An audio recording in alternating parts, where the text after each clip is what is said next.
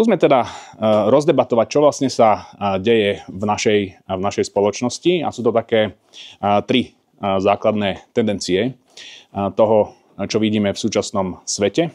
Čo sa samozrejme odráža potom aj na Slovensku v tom, čo sa deje v našom politickom a spoločenskom vývoji.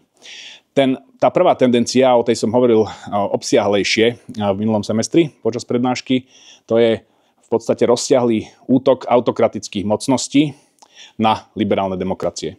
Či už je to Rusko, Čína, Irán a Severná Kórea, všetky tieto mocnosti spolupracujú v rámci globálneho usporiadania a tvoria určitý konglomerát, ktorý spolu s korporátnymi štruktúrami sa snaží povaliť západné medzinárodné liberálne usporiadanie. Medzinárodné liberálne usporiadanie, ktoré vzniklo po druhej svetovej vojne, na základe výsledkov druhej svetovej vojny a na základe toho, že sme sa snažili ako globálne spoločenstvo zamedziť tomu ničeniu ľudských životov a ľudských práv a ľudskej dôstojnosti, ku ktorej došlo počas druhej svetovej vojny. Nepôjdem príliš do hĺbky, čo sa týka tohto konglomerátu. Tí z vás, ktorí majú záujem o charakter toho konglomerátu a akým spôsobom funguje, globálneho, autokraticko-korporátneho, tak sa pozrite na knihu Anne Applebaum, Autokracia SRO. Autocracy INC, kniha, ktorá vyšla minulé leto. Veľmi dobre sa to číta, je to výborne napísané a považujem to za jednu z najzásadnejších diagnóz toho, čo vlastne je tento autokratický útok na medzinárodné liberálne usporiadanie. Prvý bod. Ale potom ďalšie dve tendencie, ktoré sa dejú, tie by som rozobral trošku špecifickejšie. Tá prvá tendencia je nárast trhového fundamentalizmu v globálnom usporiadaní a druhá tendencia sú novostredoveké formy vládnutia v jednotlivých štátoch po svete. Nárast novostredovekých foriem vládnutia. Takže najskôr, čo sa týka trhového fundamentalizmu. Totiž obidve tieto tendencie, aj trhový fundamentalizmus, aj nárast novostredovekých foriem vládnutia, vlastne podkopávajú demokratickú štátnosť. Systematicky zvnútra a aj zvonka podkopávajú demokratickú štátnosť. Pokiaľ sa zamyslíme nad tým, ako vlastne funguje vzťah štátu a trhu, tak sú to vzájomne sa doplňajúce dve nádoby. Vzájomne sa doplňujúce dva princípy. Často sa štát a trh vnímajú ako antagonizmy. Ale keď sa pozrieme na vývoj moderných štátov a na výskum, ktorý k tomu robili napríklad Charles Tilly alebo Stein Rockham, politológovia v 70. rokoch, pozerali sa na formovanie moderných štátov v Európe od stredoveku, tak vidíme, že moderný kapitalizmus a moderný štát vznikali ako vzájomne sa doplňajúce štruktúry, ktoré sa vzájomne garantovali. To znamená, že na to, aby ste mali dobre fungujúci trh, potrebujete dobre fungujúci štát a naopak. V 90. rokoch, od 90. rokov sme videli nárast, a možno, že ešte skôr, od thatcheristických reforiem, povedzme v Británii, sme videli nárast tendencií trhového fundamentalizmu v spravovaní štátu. Sú to tzv. Tie ideológie alebo doktríny nového verejného manažmentu. To znamená minimalizovať štát a maximalizovať trhové sily, ktoré teda vraj prinášajú efektívnejšie riešenia aj vo verejnej sfére. Mnohé z krajín ako Británia, Austrália, Nový Zéland zašli veľmi ďaleko v týchto typoch reforiem. Na Novom Zélande napríklad sa už v 90. rokoch, koncom 90. rokov ministri, začiatkom rokov 2000, ministri nenazývali ministrami vlády, ale nazývali ich Chief Executive Officers. Ako klasické korporátne štruktúry, korporátne uvažovanie nad tým, čo vlastne oni ako ministri vlády robia. Problém bol samozrejme ten, že v týchto vládach dochádzalo k zámene uvažovania aj nad občanmi. Kde teda občania už neboli občanmi, ale v zásade klientmi, zákazníkmi. Čo samé o sebe znie tak ako keby efektívne, znie to tak trhovo cool, ale v skutočnosti je to obrovský problém z hľadiska demokratických práv každého občana, pokiaľ o tom, či dostanete nejaké služby a o kvalite služieb rozhodujú v podstate peniaze. Rozhoduje to, či máte na to. a nie to, či ste občan, ktorý má nárok na nejaké služby a na nejakú ľudskú dôstojnosť. Čiže v týchto krajinách, v ktorých to takto ďaleko zašlo, ako Nový Zéland, Británia a Austrália, sa začali vracať naspäť. Práve preto, že to bolo väčšinou fiasko, tento typ radikálnych trhovo-fundamentalistických reforiem, začali sa vracať naspäť k úlohe štátu v poskytovaní služieb občanom, k fungovaniu verejných služieb. Avšak teraz, a to je teraz tá tendencia, ktorej sa musíme venovať, s nástupom Trumpovej administratívy sa zdá, že trhový fundamentalizmus sa vracia veľkým spôsobom v kľúčovej krajine západu. Keď sa pozrieme na to, akým spôsobom vlastne je nastavená súčasná vláda, Trump nominoval 13 miliardárov do tej novej administratívy na rozličné kľúčové funkcie. Keď sa pozriete na samotnú inauguráciu, to je trošku symbolické, ale predsa len to je veľmi zaujímavé vidieť. Miliardári ako Jeff Bezos, ako Mark Zuckerberg a samozrejme Elon Musk sedeli v prvom rade a až za nimi boli nominanti na ministrov. To vám už symbolicky ukazuje, ako dôležitá je tá korporátna oligarchia, ktorá momentálne začína nadobúdať zásadnú úlohu vo fungovaní Spojených štátov. Elon Musk má štruktúru, ktorá sa nazýva DOGE, D-O-G-E, čo je že Department of Government Efficiency. Je to trošku zavádzajúci názov, pretože to nie je žiadne ministerstvo, ale je to teda poradný orgán vlády, ktorý má za úlohu reformovať vládne inštitúcie. Je to veľmi zaujímavá štruktúra, ktorá sama o sebe, ten názov DOGE je trošku aj, keď sa pozrieme aj na to slovo samotné, súvisí to nejakým spôsobom, alebo znie to ako tá mena, ktorú Dogecoin, ktorú podporuje Elon Musk, ale nie len to, ale samotné to slovo Doge, ktorý z vás pozná slovo Doge? Doge. Kto to bol Doge v stredovekom Taliansku? V stredovekých Benátkach. V stredovekých Benátkach sa vládca Benátok volal Doge. A teraz nehovorím, že si to vybrali špecificky kvôli tomu, ale to vám naznačuje takisto určitý princíp, ktorý je, že sa tu vládne už nie takým klasickým, alebo uvažuje sa možno nad vládou neklasickým demokratickým spôsobom, ale skôr takým tým direktívnym, dožovským, a mimochodom Doge v budúcnosti v taliančine bol duce, čiže ako vodca. Čiže myslím si, že to je teraz len, ako by som povedal, že taká poznámka pod čiarou k nejakej etymológii, ktorá nemusí nejakým spôsobom sedieť práve s tým, nad čím oni uvažovali, keď robili Department of Government Efficiency. Pointa s touto štruktúrou je teraz, že korporátny manažer, ktorý je v podstate najbohatším človekom na svete, má pod sebou štruktúru približne 100-150 mladých ľudí, ktorí sú špecialisti v technológiách, a tí dokážu teraz a majú mandát získať všetky možné informácie z federálnych ministerstiev, aby dokázali efektivizovať prácu federálnej vlády. Podotýkam, nikto z nich nebol zvolený nikam. Obzvlášť nie Elon Musk. Čiže tu máme korporátneho aktéra, ktorý zohráva nejakú úlohu nejakého typu poradcu. Čo to vlastne je za poradcu?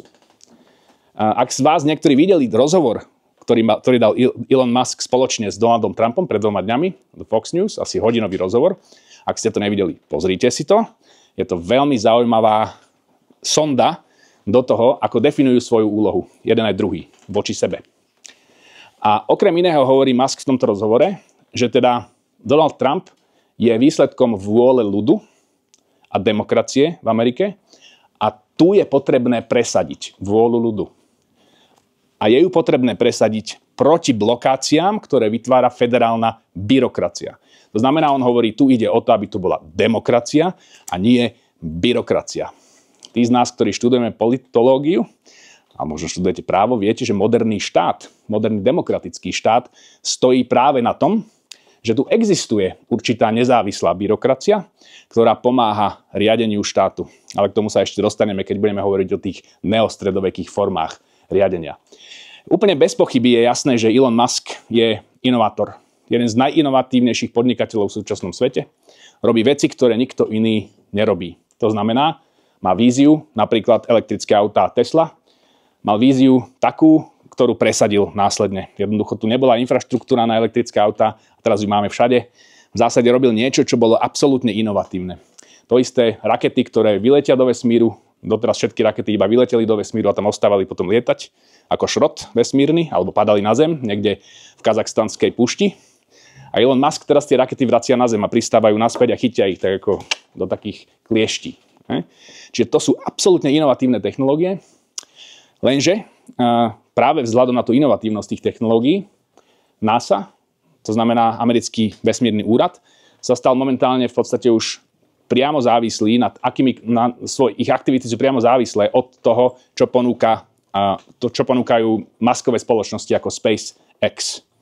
To znamená tieto rakety. To znamená zásobovanie amerických astronautov na medzinárodnej vesmírnej stanici závisí od tejto korporátnej štruktúry, ktorú ponúka Elon Musk.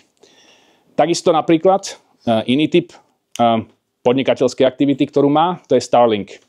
To sú tie nízkoorbitálne satelity, sieť nízkoorbitálnych satelitov, ktoré poskytujú internetovú konektivitu po celom svete. Aj vďaka tomu systému mohla ukrajinská armáda sa brániť v prvých fázach vojny, pretože dali k dispozícii tieto terminály ukrajinskej armáde v podstate zadarmo k používaniu. No a vlastne Elon Musk teda poskytol tieto korporátne štruktúry, dal k dispozícii. Problém je samozrejme nie to, že korporátni aktéri pracujú so štátom. To je bežný model, to sa dialo vždy historicky a vo rôznych obdobiach a je to v podstate výhodná vec, je to štandardná vec, funguje to bežne, že štát si kupuje služby od korporátnych aktérov v rôznych oblastiach. Vrátane v súčasnosti aj takej exkluzívnej oblasti štátu, ako je obrana. Keď sa pozrieme na to, obranný priemysel alebo obranný establishment Spojených štátov funguje v úzkej spolupráci so súkromnými kontraktormi. Američania nemôžu teraz žiadnu z misií, ktorú robia vojenských misií, ale ani Briti robiť bez súkromných kontraktorov. Čiže tam máme stovky kontraktorských firiem, ktoré poskytujú tieto služby na zakázku štátu. Čiže to je úplne normálne, samozrejme. Problém nám vzniká vtedy, keď korporátna štruktúra začína dostávať pod kontrolu štát. Keď ho zachytáva jak tú raketu, ktorá príde z vesmíru a keď ho proste drží. To je obrovský problém. Pretože v korporátnej štruktúre samozrejme funguje úplne iná predstava o tom, čo je to politická zúčtovateľnosť, akým spôsobom funguje. Nepotrebujete dávať a zverejnovať všetky tie informácie, ktoré bežne teda vláda zverejňovať má a podobne. Tam je celý rad vecí. Čiže toto je jeden z problémov, ktorý tu máme, trhový fundamentalizmus, ktorý sa nám zásadne teraz vracia s Trumpovou administratívou. Druhý problém, alebo teda druhá tendencia, je, nazvime to, novostredoveké riadenie štátu.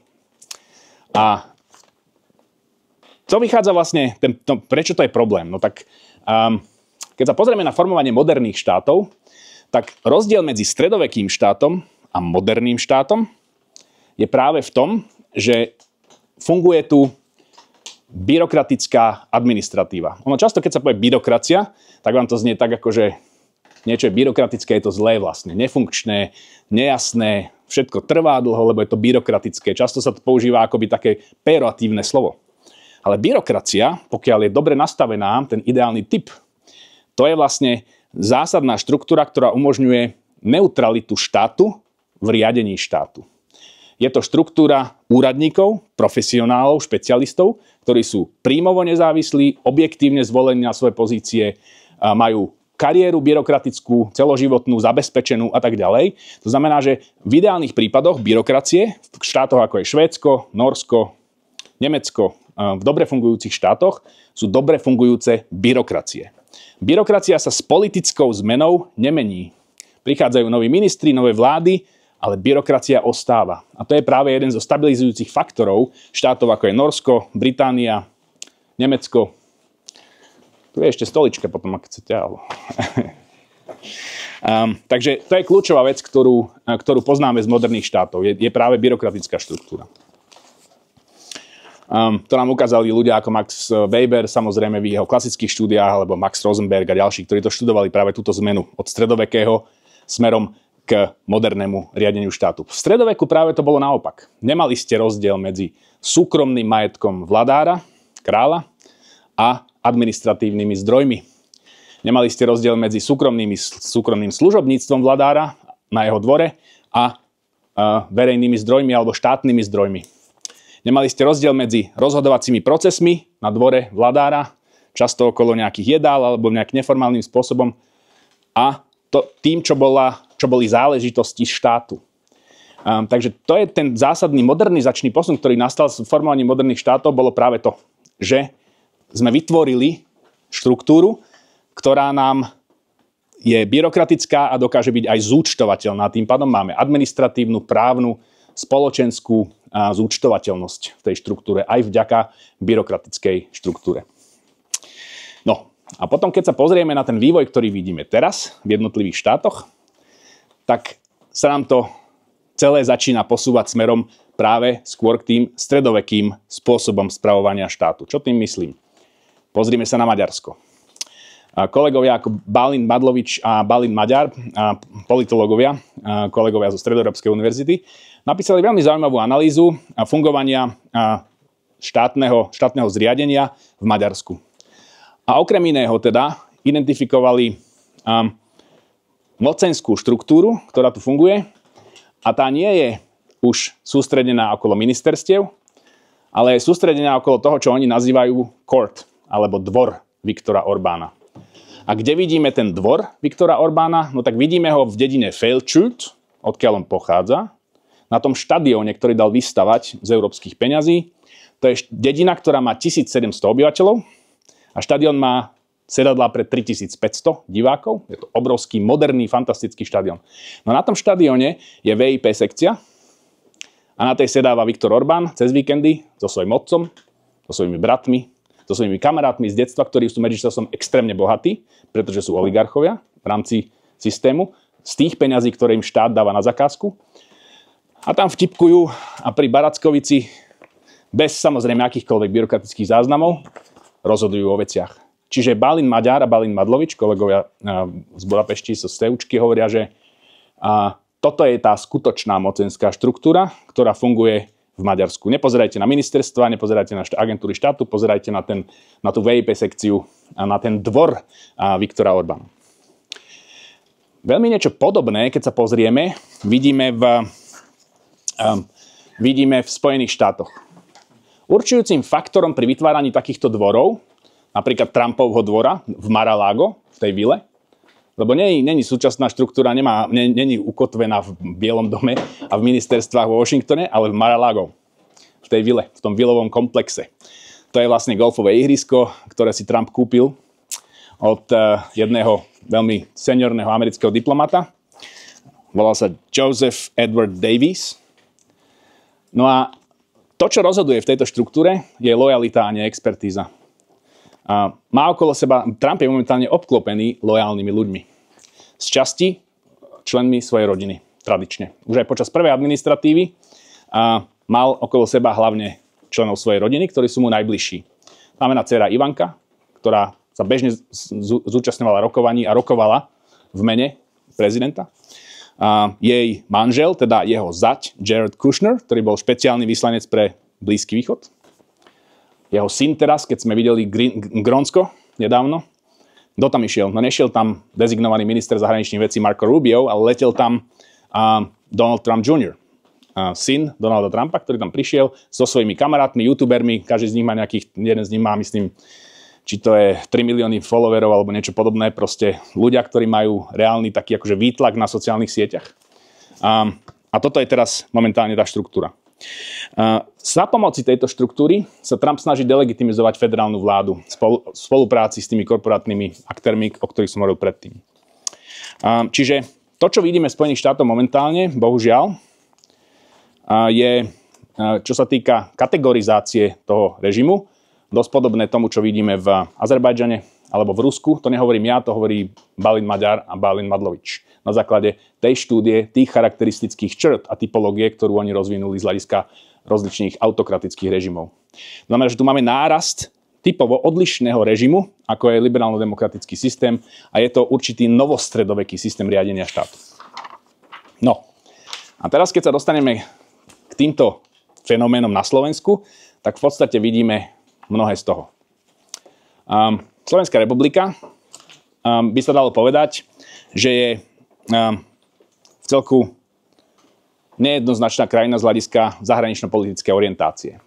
Pokiaľ ide teda o ten útok autokracií na jednotlivé liberálne demokracie, tak v tom sa my teraz nezaradzujeme jednoznačne na stranu demokracií. Bohužiaľ, hovoríme, že máme politiku na všetky svetové strany. To znamená, zrazu ideme do Moskvy, náhodou nejakým privátnym jetom, nikto nevie ako. Stretávame sa s rozličnými teda stranami sveta v úvodzovkách. Stretávame sa momentálne už aj, kedy to tam ide? Na budúce? Tento týždeň to ide na tú konferenciu. Už letí? No tak už letí. Konferenciu teda extrémne konzervatívnych síl vo Washingtone, na ktorú ide. Takže z hľadiska toho autokratického útoku na demokracie Slovensko nie je jednoznačne zaradené na strane liberálnych demokracií. To je prvé. Keď sa pozrieme na tie trhovo-fundamentalistické tendencie, tak vidíme, že sme podpísali teraz hnaní nejakou fascináciou trhovým postavením Číny. Sme podpísali rozličné memorandá o spolupráci s Čínou, pretože tam samozrejme Robert Fico s polovicou vlády bol. Stali sme sa ich strategickým partnerom na jeseň. Teraz to, že americká vláda pripravuje sa na zásadný konflikt s Čínou, to je druhá otázka ešte. A to len ako ukazuje tú chaotickosť tohto celej tej politiky na všetky 4 svetové strany. Čo sa týka Ruska a jeho útoku na Ukrajinu, tam sme takisto nejednoznační. Robert Fico vo svojich interpretáciách toho, čo sa deje, hovorí v podstate to, čo hovorí Putin. Nehovorí nič iné. To je veľmi podobné teda. Bohužiaľ, momentálne už tie tóny zaznievajú aj od Donalda Trumpa. Viac menej sa to úplne začína prekrývať. To, čo hovorí Robert Fico, hovorí aj Donald Trump. A predtým to hovoril Vladimír Putin. Mimochodom, nikto vlastne nevie, prečo teraz, to je poznámka podčiarov, prečo teraz vlastne Trump prišiel s tým číslom, že Zelenský má podporu 4%. To, čo sa deje s nami teraz, je takisto, že sme sa dostali do bodu mrazu vo vzťahu s našimi najbližšími spojencami v našom regióne, to znamená Česká republika a Poľsko. Česká republika sa s nami už nestretáva. Minister Blanár v rámci toho fungovania novostredovekého sa stretáva so Sergejom Lavrovom v New Yorku bez toho, aby mal akékoľvek poznámky. Nikto s ním nejde, nie je to nejakým spôsobom byrokraticky zaznamenané, to je minister zahraničných vecí. To isté platí mimochodom o návšteve Fica v Moskve. Nikto nevie, s kým sa stretol, ako dlho tam bol, o čom hovorili, žiadne záznamy. Nebyrokratický spôsob riadenia, lietanie možno private jetmi, my nevieme presne, ako tam letel. Zatiaľ stále. Vie to už niekto medzi časom? Zatiaľ nie. V zahraničnej službe sme prepustili desiatky ľudí, čo boli experti na obzvlášť so skúsenosťami teda v rámci Európskej únie a NATO a nahrádzame ich. Nahradení už boli približne 150 ľuďmi, ktorí sú buď neskúsení, alebo študovali v Moskve. No a samozrejme v kultúre to vidíme takisto, je to stredoveký spôsob riadenia, bez akýchkoľvek procesov. Fakt je ten, že keď to trošku preženieme, možno s takou miernou hyperbolou, tak tá skutočná mocenská štruktúra na Slovensku momentálne nie je v Národnej rade, ani na ministerstvách slovenskej vlády, ale v chate v Čífaroch a na Sumračnej. No a teraz je otázka, že ako presne by sme mali sa k tomuto vlastne postaviť. Že čo teraz vlastne urobiť v tejto situácii? To je tá klasická leninská otázka. Čo delať? Čo robiť? No a teda, keď sa nad tým zamyslíme, tak v podstate je nutné nielen sa postaviť teda proti tým silám autokratickým, ktoré podkopávajú našu demokraciu zvonka, ale začať rozmýšľať aj nad tým, ako nastaviť náš štát, tak, aby dokázal byť odolný voči tomuto, čo sa deje, voči týmto tendenciám. No a teda jeden zo spôsobov, ako by sa to dalo urobiť, by bola, nazvime to, ordoliberálna obnova štátnosti na Slovensku. Čo to znamená teda ordoliberalizmus? Dajme si to do kontrastu s tým, čo sa nazýva neoliberalizmus. Lebo to sa často teda používa a tie pojmy sú niečasto jasné. Ale čo to znamená ten neoliberalizmus? No tak to je v podstate trhovo-fundamentalistický princíp prístupu k riadeniu vecí verejných. Minimalizácia štátu, štát ako nočný strážnik. No? Čiže všetko zabezpečuje trh, lebo to je najefektívnejšia štruktúra a štát je minimalistický. To je neoliberalizmus. To je to, o čom sme sa rozprávali, že teda ako keby odstránenie v úvodzovkách alebo minimalizácia štátu a maximalizácia trhu pri poskytovaní služieb. Ale tam samozrejme nám vzniká ten problém, že trh nezabezpečuje dôstojnosť človeka, občana. Trhové sily, podnikateľské sily, trhové sily nemajú záujem na zabezpečovaní dôstojnosti, majú záujem na zabezpečovaní maximalizácie profitu. A to nie je to isté. To sú dve rozličné veci. Okrem toho, trh má tendenciu vytvárať monopoly. A to je tiež samozrejme obrovský problém pre fungovanie spoločnosti a fungovanie demokratického riadenia. Čiže práve kvôli týmto nedostatkom trhu ako riadiaceho princípu v Nemecku po druhej svetovej vojne prišli teda teoretici štátu a tí, ktorí rozvíjali štát s ideou o ordoliberálnom zriadení, to znamená o zriadení, ktoré by bolo založené na štáte, ktorý má dostatočnú regulačnú kapacitu na to, aby zabezpečil základné ľudské práva a hodnoty, okolo ktorých stojí tá spoločnosť, ale samozrejme, aby dokázal odregulovať nejaké patologické vývoje v rámci trhového hospodárstva. Čiže na jednej strane je to efektívny trh a zabezpečovanie demokratických práv, ale zároveň odstraňovanie excesov trhového hospodárstva. Veľmi dobre to vyjadruje hneď prvá veta prvého článku nemeckej ústavy. Niekto ju pozná? Prvá veta prvého článku nemeckej ústavy hovorí: Die Würde des Menschen ist unantastbar. Ľudská dôstojnosť je nedotknuteľná. Je základný princíp, na ktorom stojí nemecká ústava. A ďalší riadok, ďalšia veta tam v tomto prvom článku hovorí: vážiť si ju a chrániť, to znamená tú ľudskú dôstojnosť, je záväzkom všetkej štátnej moci. Znamená, že štát musí mať nielen kapacitu zabezpečiť, aby nejaká spoločnosť fungovala, ale aby fungovali teda aj základné princípy, na ktorých tá spoločnosť stojí. To znamená, čo základné princípy ľudské práva, zabezpečovať ľudskú dôstojnosť každého občana, bez ohľadu na to, či má alebo nemá peniaze v úvodzovkách. Každý človek je človek, lebo je človek, a nie preto, že je zákazník. A teda štát musí mať dostatočnú regulačnú kapacitu, aby odreguloval excesy trhu a zároveň, aby zabezpečil ľudské práva. Teda nejde o extenzívny štát, to nie je sociálno-demokratická utópia, to nie je o sociálno-demokratickom štáte, to je o štáte, ktorý je nie extenzívny, ale dobre zorganizovaný. Má dobre zorganizovanú regulačnú kapacitu. Čiže to je ako keby taká stredová cesta medzi tým minimálnym štátom a medzi tým extenzívnym maximálnym štátom v niektorých sociálno-demokratických spoločnostiach, respektíve sociálno-demokratickom uvažovaní nad štátom, respektíve dokonca až komunistickom. Hej? Taká stredová cesta.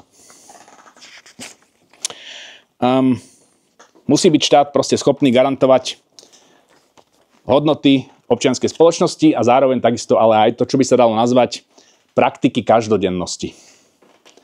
Keď si predstavíte praktiky každodennosti, každá spoločnosť má nejaké praktiky každodennosti a my ich máme pravdepodobne takisto a o tom sa často rozprávame, či už s Williamom alebo s Erikom. Máme také diskusie, že čo vlastne je každodennosť na Slovensku, čo je také typické pre nás. A na to si môžeme rozoberať aj v diskuzii, ak chcete.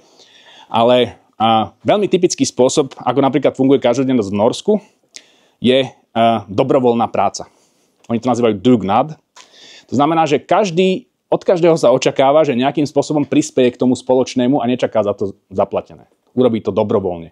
Či už ide a napríklad očistí ihrisko, kde sa decká hrávajú, alebo ide a pozbiera nejaké smeti, namaluje lavičky, ktoré sú tam vonku a robí sa to spoločne. To je práve tá vec. Nerobí to sám, ale robí sa to spoločne v susedskej komunite napríklad. Alebo v komunite kolegov. Robí sa niečo dobrovoľne. To je súčasť proste tej každodennosti, cez ktorú sa napríklad viete veľmi dobre integrovať, keď ste cudzinec v norskej spoločnosti. robíte dugnat s tými ostatnými normy a to už je jedno potom, že ani nehovoríte tú reč, už ste integrovaní. A potom takisto každá spoločnosť má nejakú každodennosť, myslím si, že naša tiež, a skúsme si premyslieť, čo to vlastne je. Ale teda to je niečo, čo je veľmi dôležité z hľadiska fungovania štátu, je určité vlastenectvo, pri ktorom môžeme byť hrdí na rozličné formy každodennosti.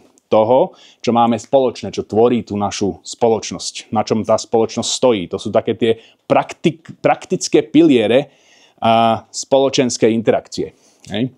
Takže toto je niečo, čo je veľmi dôležité a pritom je takisto kľúčové, dostaneme sa k diskuzii za chvíľu, zapamätajte si tú otázku.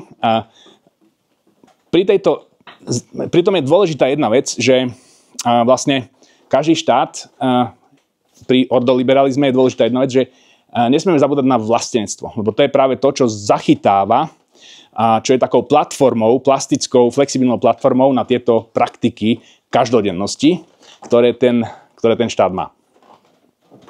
To nám hovorí Francis Fukuyama vo svojich prácach posledné roky. Píše o identitách, o dôležitosti dôvery spoločnosti a v neposlednom rade hovorí o dôležitosti vlastenectva pre fungovanie liberálnej demokracie, ako rámca liberálnej demokracie, pretože my musíme byť schopní ako spoločnosť na určitých základoch takisto interagovať predvídateľným spôsobom, si dôverovať. To je dosť dôležitý princíp. No, to znamená, že keď sa potom na to pozrieme, tak práve tieto princípy mnohé štáty v Európe začínajú veľmi silne presadzovať naspäť do svojho riadenia štátu. Či už je to vo Švédsku alebo vo Fínsku, kde vidíme znovu etablovanie stratégií tzv. Totálnej obrany štátu, kde každý člen spoločnosti má určitú úlohu pri obrane štátu. Rozvíja, je síce ako civilný zamestnanec, alebo je študent, alebo je dôchodca, ale napriek tomu každý má, by som povedal, určenú relatívne jednoznačnú úlohu v prípade, že štát je napadnutý, či už hybridne, alebo samozrejme vojensky. Takže ak sa pozriete na Švédsko, každá švédska domácnosť dostala takú 20-stranovú brožúrku žltej farby, na ktorej je napísané, čo budú robiť v prípade, že príde nejaký útok vojenský na krajinu. A to znamená, že nielen, že čo budú robiť, keď sa to stane, ale aj ako sa na to pripraviť, že sa to stane. Nehovoria o tom, že či sa to stane, oni hovoria, toto sa stane, je otázka času, kedy, a v prípade, že sa to stane, treba byť pripravený. Veľmi zaujímavý moment je, keď tam čítate na prvej strane, že ak príde k útoku, nikdy sa nevzdáme.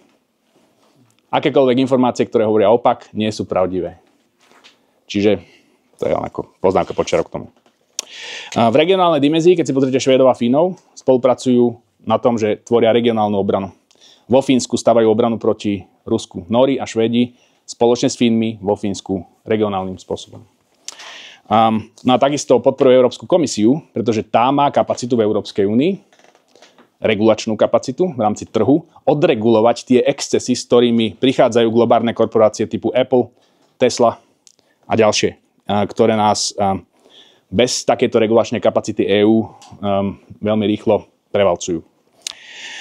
Čiže my v podstate v našej slovenskej situácii by sme sa mali zamyslieť, a to je teraz moja téza, to je môj návrh, nad tým, ako znovu obnoviť slovenskú štátnosť ordoliberálnym spôsobom.